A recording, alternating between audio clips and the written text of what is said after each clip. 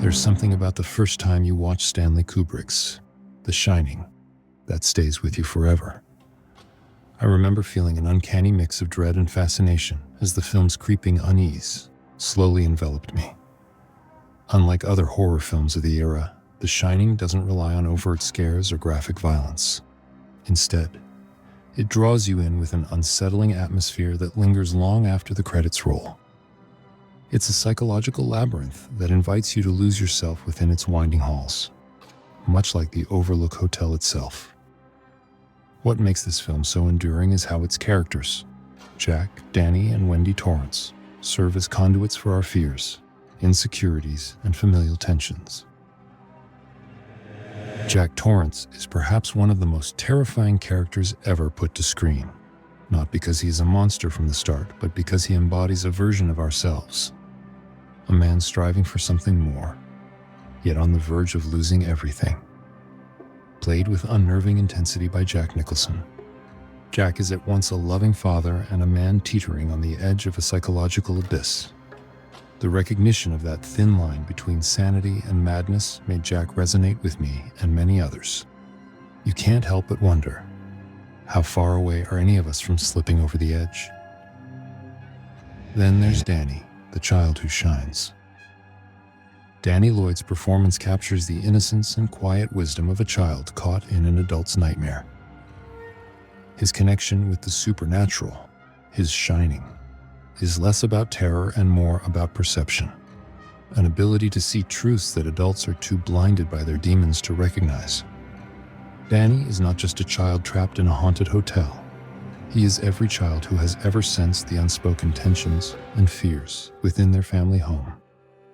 Watching Danny navigate these dual worlds, one of spirits and one of fractured family dynamics, speaks to an unease we may have felt in childhood, where the line between reality and imagination was often blurred.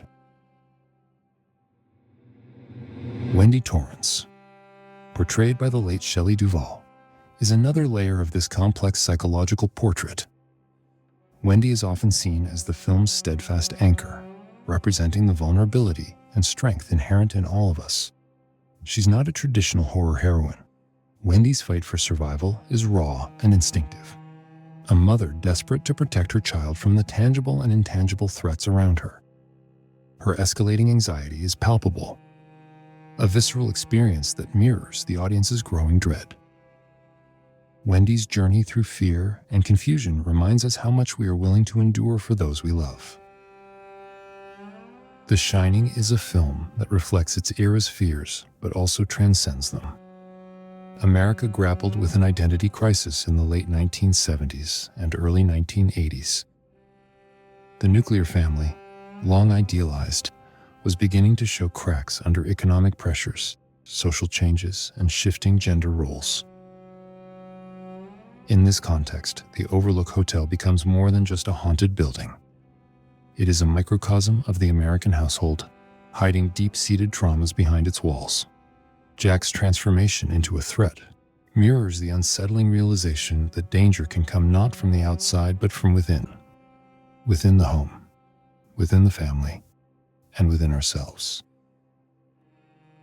And that's the genius of The Shining. It allows for so many interpretations. The film is a playground for theories, a Rorschach test for the subconscious.